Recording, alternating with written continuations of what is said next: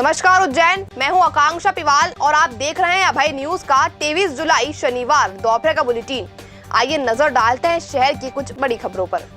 इस बुलेटिन के प्रायोजक है आरके डेवलपर्स। शानदार घर खरीदें अब अपने बजट में। प्रवाह पेट्रोल पंप के सामने खड़ी की गई जेसीबी बदमाश चुरा ले गए। उन्होंने जेसीबी के नंबर मिटा दिए।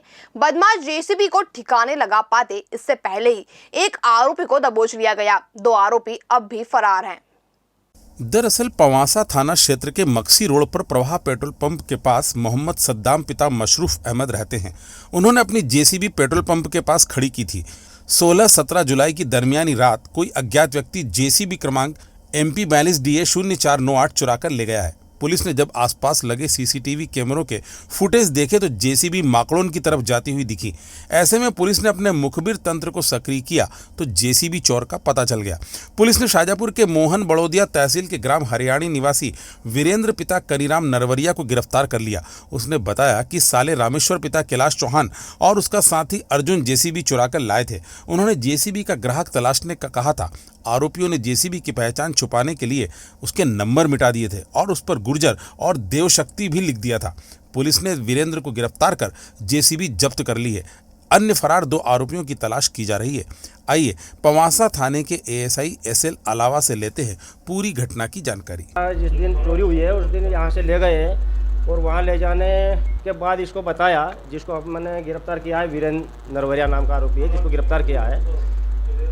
उसने उसको ये बताया कि हम लोग जेसीबी चुरा कर ले आए हैं और अब इसको अपन किसी को कहीं बेचेंगे और अभी तक जब तक कोई ग्राहक लगे जब तक अपन कहीं ना कहीं उसको छुपा के रख देते हैं। फिर ये गया और इन तीनों ने मिलकर सभी ने उसको छुपा कर रखी है। उसका हुलिया नंबर वगैरह चेंज कर दिया है, कोई मिटा दिए है, जो कोई पहले से कुछ लिखा हुआ था उसको मिटाया और गुजर देवकृपा देवशक्ति इस टाइप से उन्होंने लिख भी दिया अपने। कितने आरोपी पकड़ाए हैं, कितनों की तलाश की जाए? अभी तो एक पकड़ाया है और मेन जो 2 चोर आकर ले गए हैं उनकी अभी तलाश जारी है। बहरहाल मोटरसाइकिल, स्कूटर और चौपहिया वाहनों की चोरी के किस्से तो कई सुने हैं, लेकिन जेसीबी चोरी का यह रोचक मामला है। सेंट्रल जेल भैरवगढ़ में बंदियों को नशा और अन्य सामग्री उपलब्ध कराने का मामला थमने का नाम नहीं ले रहा है। सेंट्रल में अचानक जांच करने पहुंचे अधीक्षक ने प्रहरी के पास से मोजों में भरी तंबाकू जब्त की है। वह ये तंबाकू बंदियों तक पहुंचा रहा था। दरअसल जेल अधीक्षक उषा राज शुक्रवार रात परिवार के साथ श्री महाकालेश्वर के दर्शन करने गई थी। वहां से वह लौटी और अचानक जेल पहुंच गई। जब वो जेल पहुंची तो सनी गहलोत नाम का प्रहरी अपने मोजे के अंदर तंबाकू भरकर बैठा हुआ था।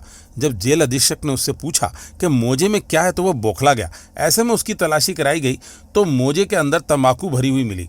अधीक्षक ने तुरंत कार्रवाई करते हुए गहलोत को सस्पेंड कर दिया। बताया जाता है कि इसके पहले भी सनी गहलोत नशीले पदार्थ की आपूर्ति करते हुए रंगे हाथों पकड़ा गया था। आइए जेल अधीक्षक उषा राज से ही जानते हैं पूरा मसला। ये पूर्व से ही कुछ ऐसी संदिग्ध गतिविधियां थी जिसके ऊपर हमारी टीम की हम सब की नज़र थी और पूर्व में भी हम लोगों ने निषिद्ध वस्तुओं को जेल गेट से अंदर जाने नहीं दिया, रोका और सख्त कार्रवाई की। उसी के चलते जब हमारी आउटर वॉल जो दीवार होती है जेल की बाहरी दीवार, उस पर भी मैंने ड्यूटियां लगाना चालू कर दी कि कोई भी वहाँ से वस्तु ना फेंक सके। मैंने देखा कि वो जो तस्कर था, हमारा आरक्षक प्रहरी था, जो वो सन्नी गहलोत नाम के चेयर पर बैठा था। उसके कुर्सी के बाजू में नीचे 2 मोजे टाइप के काले काले पैकेट पड़े थे और उसने जब मैंने उससे पूछा, बात की, तो उसने असंसदीय भाषा का प्रयोग किया, बहुत चिल्ला चोट करने लगा और उसी दौरान फिर मैंने जब वो पैकेट देखे मैंने जब्ती बनाई, रजिस्टर लिया और मैंने उसको वरिष्ठ कार्यालय को संज्ञान में देके उसको सस्पेंड किया। बहरहाल जेल में नशीले पदार्थों की आपूर्ति का मामला कम होने का नाम ही नहीं ले रहा है। आए दिन कोई न कोई मसला सामने आ ही जाता है।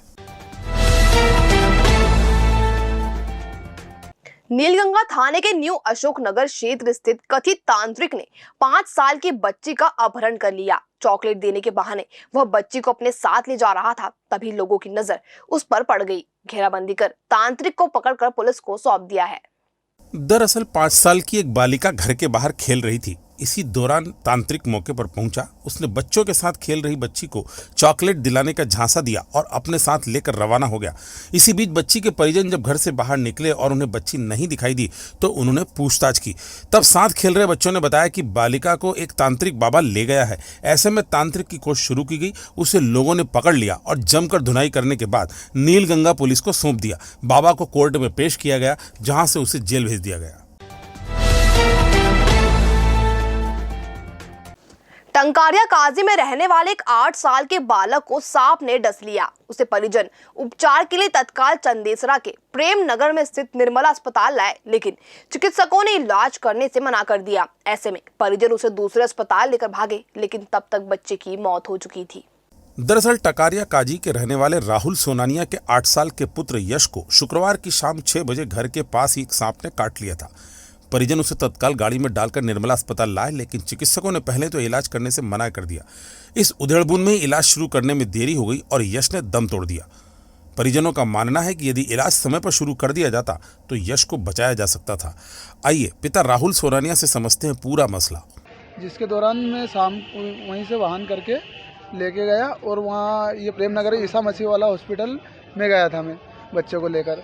और वहाँ पे मैं जब गया था तो उन्होंने कोई संभाल वहाँ बेड पे लेटाया, अंदर लेके गया, बेड पे लेटाया और नाभि चेक करी, वो मृत घोषित कर दिया। और उसके बाद वो कोशिश करते, बच्चे की धड़कन चल रही थी, हमने चेक करा था, वो कोशिश करते तो बच्चे की जान बचा सकते थे वो, और उन्होंने मृत घोषित कर दिया। बहरहाल सीरियस या पुलिस केस के मामले में निजी अस्पताल अक्सर लापरवाही बरतते हैं। वो इन केसों को लेने से क्यों बचते हैं, ये समझ में नहीं आता।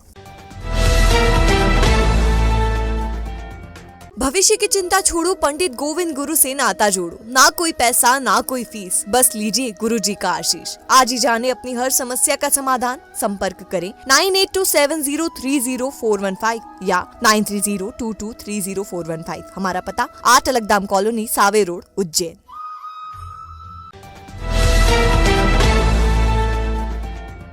बैंक ऑफ इंडिया का एटीएम लूटने से पहले पुलिस ने 5 बदमाशों को गिरफ्तार कर लिया है। इनसे पूछताछ की जा रही है। दरअसल पुलिस को बीमा अस्पताल के पास कुछ युवकों के संदिग्ध हालत में बैठे होने की जानकारी मिली थी। ऐसे में पुलिस ने घेराबंदी की और शादाब पिता रईस अंसारी उम्र 25 वर्ष निवासी झुग्गी झोपड़ी आगरनाका, लोकेश उर्फ नमो दायमा निवासी चंद्रनगर, मोहम्मद अशफाक पिता जाकिर निवासी तकिया मस्जिद, गोविंद पिता तुलसीराम निवासी मेलानिया और सोनू पिता लक्ष्मण मालवी निवासी मेलानिया को धर दबोचा। इनसे 2 चाकू, 1 टामी और 3 सरिये बरामद भी किए गए। आरोपियों ने पूछताछ में बताया कि वे नगर निगम के सामने बैंक ऑफ इंडिया का एटीएम लूटने की योजना बना रहे थे। चिमनगंज थाना पुलिस ने लूट की योजना का प्रकरण दर्ज कर आरोपियों को न्यायालय में पेश कर दिया है। चिमनगंज कृषि उपज मंडी में दरगाह चौराहे से लोडिंग वाहन नहीं लगाने देने की बात पर विवाद इतना बड़ा कि 2 ड्राइवरों ने तीसरे ड्राइवर की गाड़ी के कांच फोड़ दिए और नुकसान पहुंचा दिया। दरअसल पवासा क्षेत्र में महाकाल पेट्रोल पंप के पास रहने वाले लोडिंग चालक संतोष पिता रामलाल चौधरी ने 2 महीने पहले ही नया लोडिंग वाहन खरीदा है।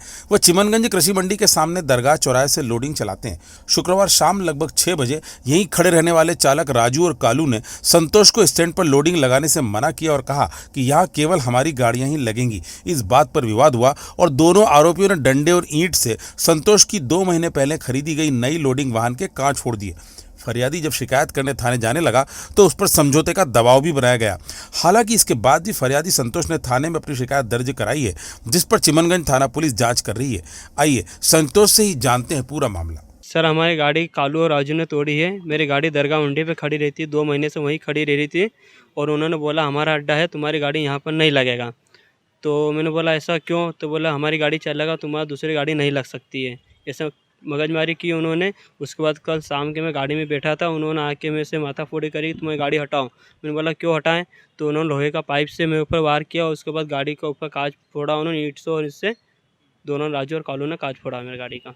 थाने पे शिकायत की तो बोले कि जो भी समझौता कर लो। तो समझौता करने के चक्कर में बोले 30,000 रुपये आप ले लो, पर गाड़ी नहीं लगेगा। मेरा ये कहना है कि अगर उनकी गाड़ी लग रही तो मेरी गाड़ी वहीं लगेगा। बदमाश नहीं, वो भी गाड़ी चलाते हैं लोडिंग।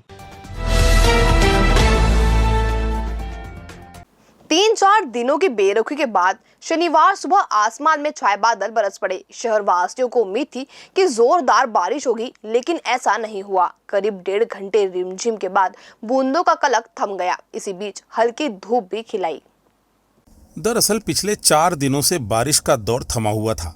आसमान में बादल जरूर छाए रहे लेकिन बरसे नहीं। इससे गर्मी और उमस फिर बढ़ गई। शनिवार को उमड़ी काली घटाएं बरस पड़ी। हालांकि यह सिलसिला ज्यादा देर नहीं चला।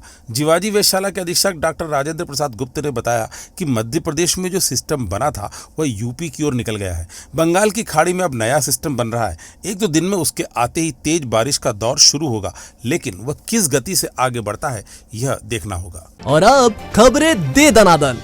सावन मास में व्यवस्था के नाम पर 400 से अधिक फुटपाथ व्यापारियों को 40 दिनों के लिए व्यापार से बेदखल किए जाने के विरोध में हाट ठेला फुटकर व्यापारी संघ महाकाल उज्जैन संबंध भारतीय मजदूर संघ ने उच्च शिक्षा मंत्री डॉक्टर मोहन यादव को ज्ञापन सौंपा।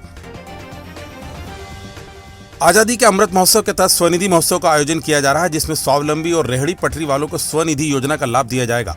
महोत्सव अंतर्गत शिविर में नए पंजीयन किए जाने के साथ ही राशि रुपए 10,000 एवं 20,000 रुपए के ऋण उपलब्ध करवाए जाएंगे। दानी गेट पर स्वनिधि शिविर का आयोजन किया गया। नगरपालिका निगम के सफाई मित्रों के बीच क्रिकेट प्रतियोगिता का आयोजन किया गया है। वार्ड क्रमांक 2 और 34 के सफाई मित्रों के बीच हुई स्पर्धा में वार्ड क्रमांक 2 की टीम ने 5 ओवर में 1 विकेट खोकर 62 रन बनाकर जीत हासिल की। अच्छी बारिश की कामना को लेकर रामी गुजराती माली समाज ने नगर पूजा की। माली समाज धर्मशाला से समाजजनों ने नगर पूजन प्रारंभ किया, जो शहर के विभिन्न स्थानों और मंदिरों से होता हुआ हरसिद्धि मंदिर तक पहुंचा, जहां तोरण चढ़ाकर प्रसादी वितरित की गई। समाज के उपाध्यक्ष सत्यनारायण चौहान ने बताया कि नगर पूजा का यह 50वां वर्ष था।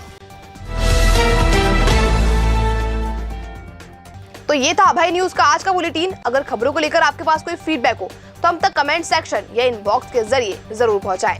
कल फिर मुलाकात होगी नए बुलेटिन के साथ। तब तक के लिए नमस्कार।